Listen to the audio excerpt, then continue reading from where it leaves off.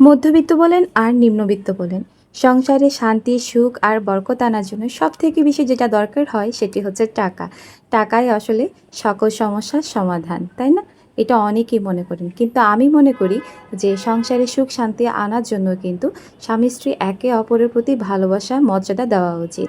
আর সবথেকে বেশি যেটা জরুরি সেটা হচ্ছে আমাদের মহান আল্লাহ তাআলার উপর বিশ্বাস রাখা, কারণ তিনিই পারেন একমাত্র আমাদের সকল সমস্যার সমাধান করতে। আসসালামু আলাইকুম, আমি স্মৃতি, বাংলাদেশের প্রাণী শহর ঢাকা থেকে বলছি। দীর্ঘদিন আমি ইউটিউবে কোনো ধরনের ভিডিও আপলোড করতে পারিনি কিছু ব্যক্তিগত সমস্যার কারণে। তবে এখন থেকে চেষ্টা করছি আপনাদের কাছে নিয়মিত ব্লগগুলো শেয়ার করা। আজকে আমি আপনাদের সাথে কয়েকটি টিপস তুলে ধরব। তো এই টিপসগুলো কিন্তু আমি ফলো করে আমার ব্যক্তিগত জীবনে অনেক উপকৃত হয়েছি। তো আমি চাই যারা আমার মতো নারীরা আছেন, যে চিন্তা করছেন একটু হলেও কিছু টাকা পয়সা সঞ্চয় করতে, অথবা স্বামীর একার ইনকামের উপর বসে থাকার পরেও নিজেদের সংসারে একটু সুখ আনার জন্য, অথবা কিছু টাকা বরকত করার জন্য, নিজেদের ইচ্ছাগুলো যাতে আমরা অনায়াসে পূরণ করতে পারি, তার জন্য কিছু টিপস আপনাদের সাথে শেয়ার করব। তবে বলে রাখছি, আমরা হয়তো এই টিপস ফলো করে লাখপতি হতে পারবো না, কিন্তু আমি মনে করি আমরা সাধারণ নারীরা একটু হলেও স্বাবলম্বী হতে পারবো। সবার আগে যেটি বলছি সেটি হচ্ছে অপচয় রোধ করা। অনেকে আমরা ৩-৪টা তরকারি রান্না করি, রান্না করার পর ইচ্ছা মতন খাই, আর যা বেঁচে থাকবে সেগুলো ফেলে দিই। কারণ আমাদের অনেকে আবার মনে করেছে আমরা তো ডেইলি রান্না ডেইলি করছি, এতে আবার অপচয় কী? আমি মনে করি এটা এক ধরনের অপচয়, কারণ আমরা কোনো ধরনের লিস্ট না করেই রান্নাবান্না করে ফেলি। এতে করে কিন্তু আমাদের ডেইলি যে সঞ্চয় হওয়ার হিসাবটা থাকে সেটি আর থাকে না। দ্বিতীয়টি হচ্ছে আমাদের মাসের শুরুতে একটি লিস্ট তৈরি করা, যেটা হচ্ছে শুকনো খাবারগুলো আমরা একত্রে কিনে নিয়ে আসব।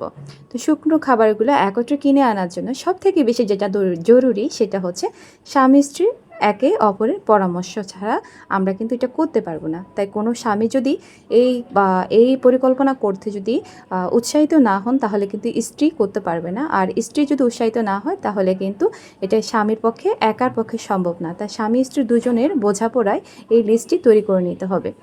আমাদের পরিবারের চাহিদা অনুসারে লিস্টটি আমরা তৈরি করে নিব, আর প্রতি মাসের শুরুতে সব বাজার একত্রে করে আনব। এতে করে কিন্তু সংসারে আর মনে হবে না যে কোনো ধরনের অভাব থাকে, কারণ যখন বাসায় জিনিসপত্র ভরপুর থাকে তখন কিন্তু চোখে যেমন আনন্দ হয়, মনেরও তৃপ্তি হয়। তৃতীয়ত আমি যেটি বলবো সেটি হচ্ছে, আমরা তো সবসময় মাছ মাংস শুকনো বাজারের একটা লিস্ট তৈরি করে রাখি, কিন্তু আমরা কখনো সবজি বাজারের কোনো ধরনের লিস্ট তৈরি করি না।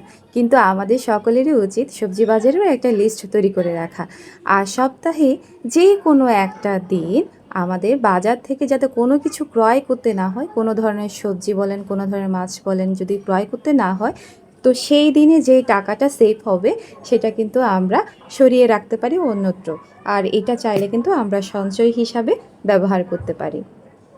চতুর্থ যে বিষয়টি খেয়াল রাখতে হবে সেটি হচ্ছে অযথা বাসায় লাইট ফ্যান গ্যাস এগুলো ব্যবহার না করা।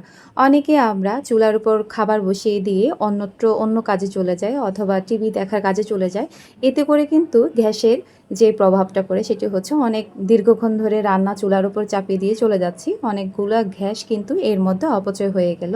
আবার অনেকেই করে কি, বিভিন্ন মানে ঘরে যে কয়েকটা রুম থাকে প্রত্যেকটা ঘরের ফ্যান লাইট জ্বালিয়ে রাখে, এতে করে কিন্তু বিদ্যুতের অপচয় হয়। তো দিন শেষে কিন্তু এখানে আমাদের বেশি পরিমাণে টাকা খরচ করতে হচ্ছে, কারণ বিদ্যুতের জন্য গ্যাসের জন্য।